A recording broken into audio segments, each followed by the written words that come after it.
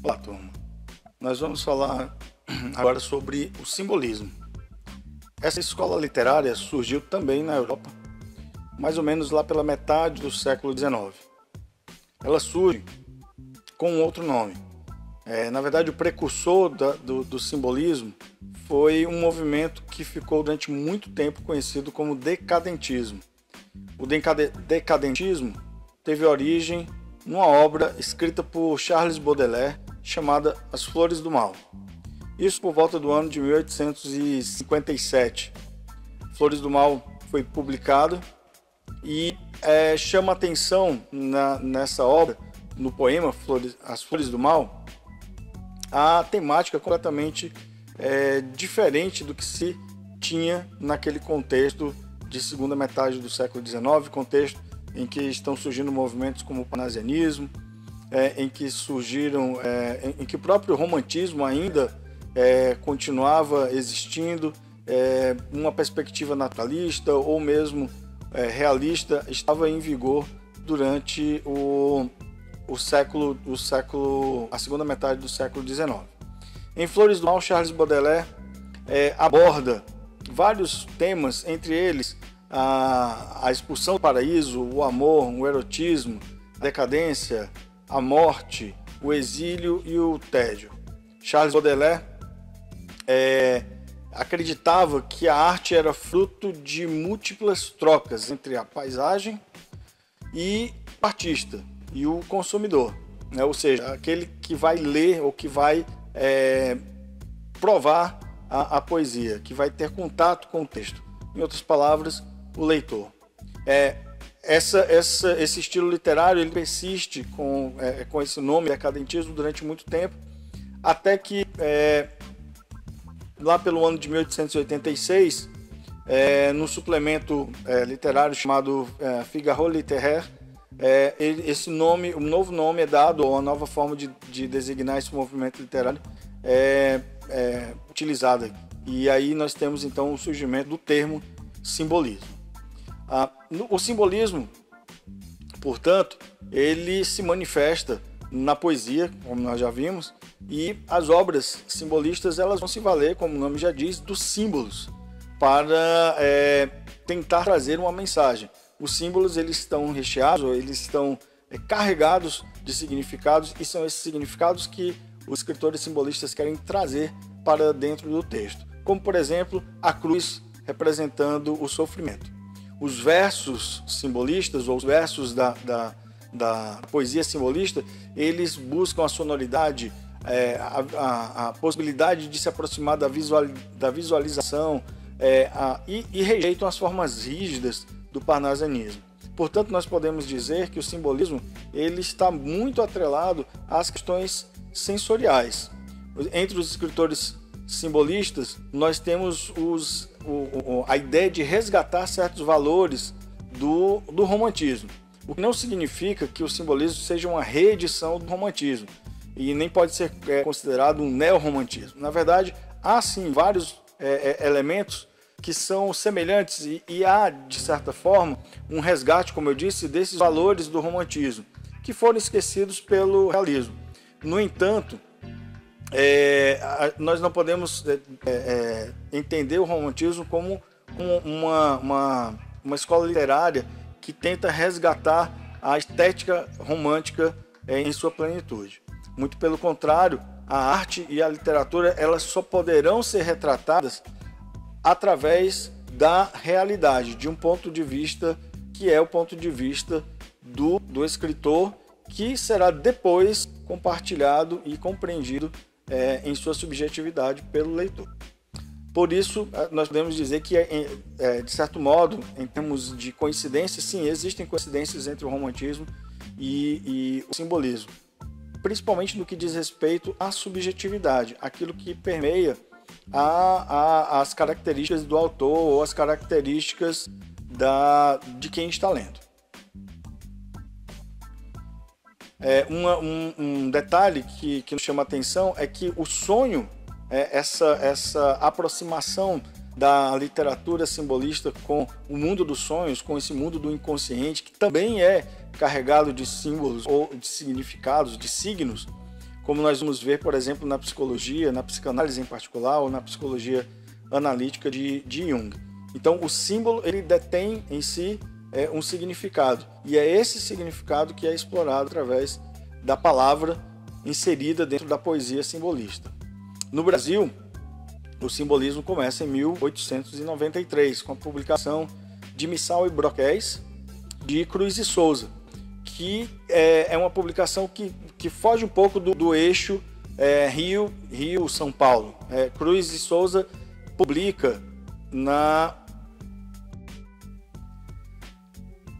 Cruz e Souza, então, publica lá em Santa Catarina.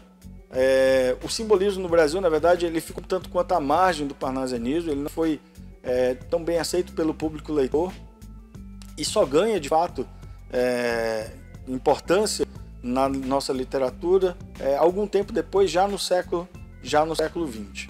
Cruz e Souza, o nosso primeiro representante do simbolismo, enfrenta várias dificuldades. Mas antes de falarmos dessas dificuldades enfrentadas por Cruz e Souza e falarmos especificamente sobre as características da obra de Cruz e Souza, vamos falar ainda sobre as características gerais do simbolismo. O simbolismo é uma obra literária, é uma escola literária, que vai valorizar a subjetividade, a religiosidade, aspectos da religiosidade, a busca da essência humana, a alma, né, ou a psique, a ambiguidade, e aí sim, é claro que por conta da utilização do símbolo nós teremos sim a ambiguidade, a conotação, o sentido figurado está presente na literatura simbolista, a poesia fechada, hermética, típica de uma tradição dionisíaca. O simbolismo é sim uma escola de tradição dionisíaca porque valoriza a irregularidade, o sentimentalismo, a emoção e a não racionalidade, né? Ou seja, a subjetividade. Nós, portanto, entendemos que o simbolismo é uma poesia que se pretende ser fechada, ou seja, de difícil entendimento, ela precisa ser decifrada para poder ser entendida, o significado das palavras precisa ser decifrado para ser entendido. Há também uma busca pela musicalidade. O poeta simbolista ele não quer apenas fazer uma poesia para ser lida, ele quer uma poesia que atinja o leitor em sua plenitude, que atinja os sentidos ou todos os sentidos do leitor. O leitor precisa sentir a poesia através dos seus 5 sentidos, através das sensações que são provocadas pelo texto poético simbolista. É preciso sentir e não raciocinar, diriam os poetas simbolistas. A poesia simbolista nela estão presentes também as sinestesias, né? A mistura de sensações ou de impressões sensoriais, a mistura da audição associada ao paladar. Então, uma música doce, né? Você tem aí duas sensações que pertencem a sentidos diferentes, mas que no momento que você as une, você consegue ter uma noção diferente daquilo que o poeta quer dizer. A temática presente na literatura simbolista, ela, de novo, vai se assemelhar à literatura romântica em alguns aspectos. Por quê? Porque o simbolista ele tem interesse também no sonho, ele tem interesse no mistério, ele tem interesse na morte. São temas que são recorrentes na literatura simbolista, que vai fazer uso para alcançar essa musicalidade a qual nós nos referimos agora há pouco, vai fazer uso das aliterações, das assonâncias, a repetição dos fonemas, né?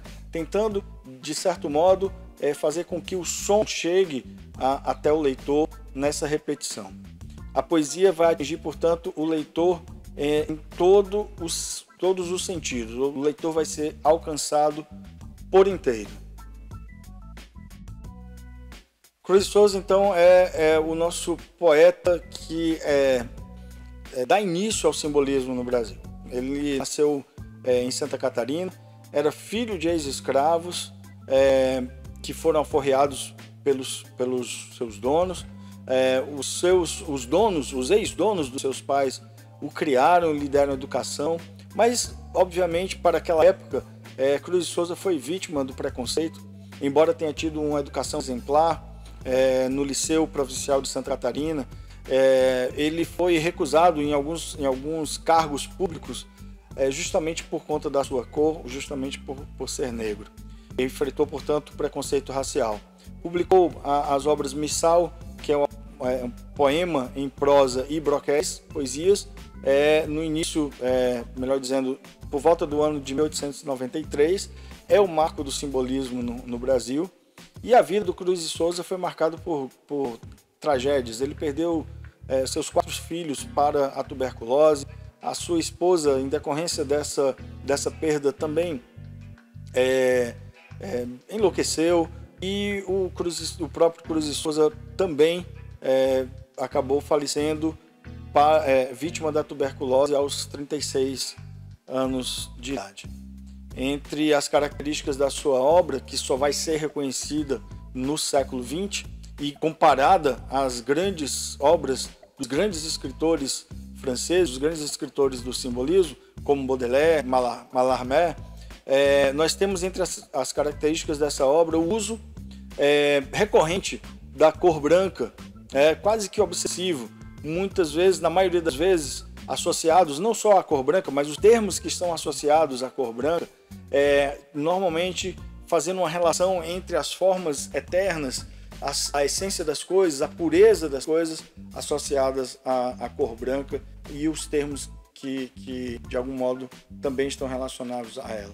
A linguagem de Cruz de Souza é uma linguagem que herda a formalidade, o requinte da poesia parnasiana. É uma literatura rebuscada, porém extremamente criativa. Ele dá uma grande ênfase à musicalidade nos versos, explorando seus aspectos sonoros com o uso das aliterações e assonâncias. O uso da sinestesia também está muito presente na obra de Cruz de Souza, que vai fazer essa mistura, né, dos sentidos, utilizando aí mais de um sentido para representar de forma simbólica algo que ele quer inserir na sua poesia.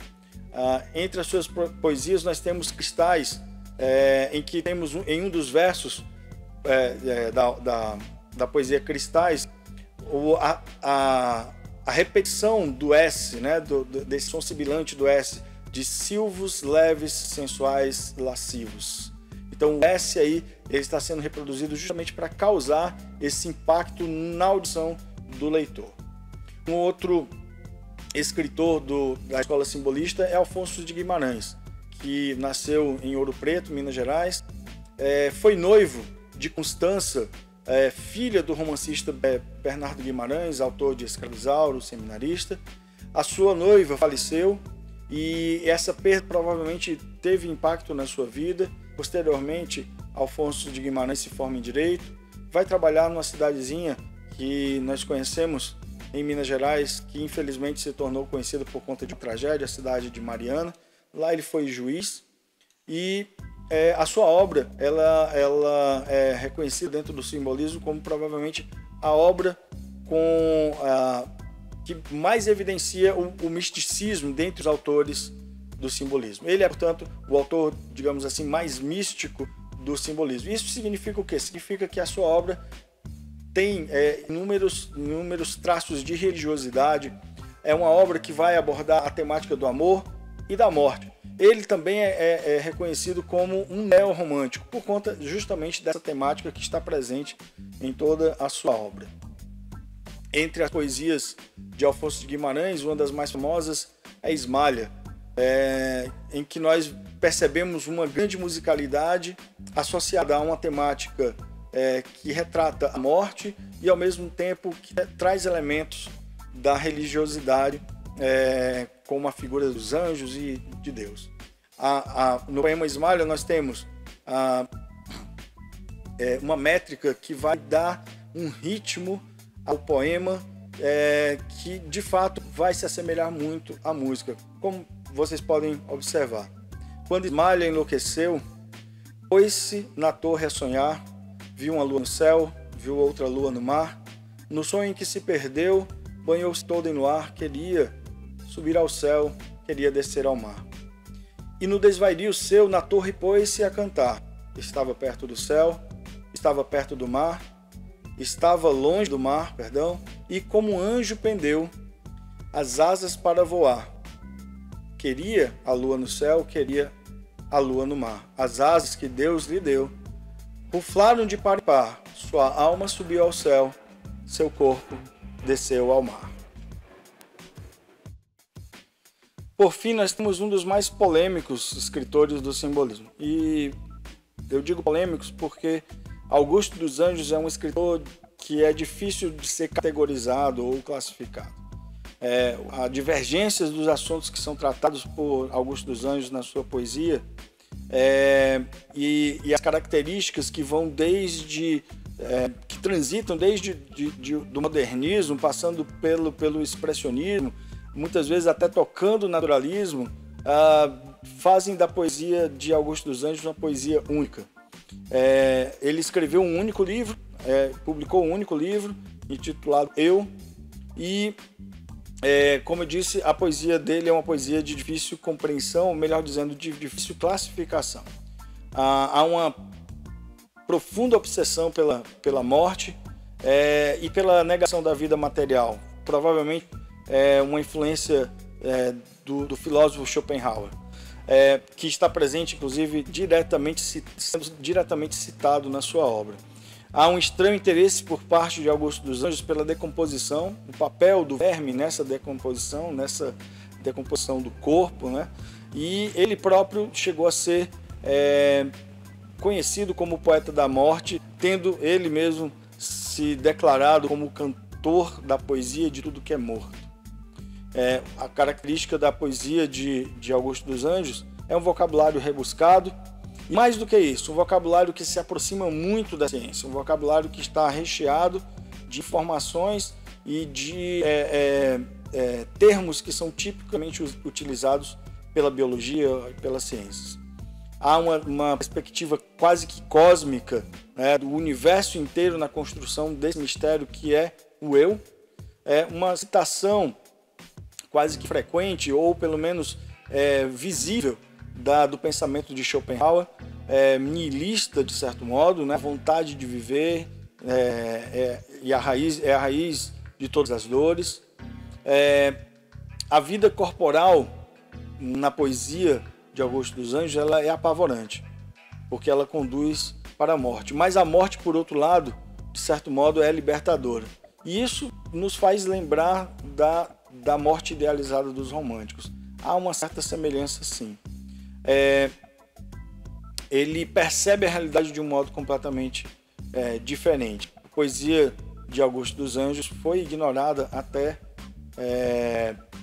o início do século, no século XX, já perto lá da Semana de Arte Moderna. Pessoal, portanto, nós terminamos aqui essa visão geral e, de certo modo, resumida do simbolismo.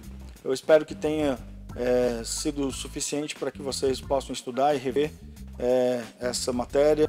Utilizem seus livros, utilizem a internet para buscar informações a mais sobre esses autores, e a gente se encontra numa próxima. Até mais.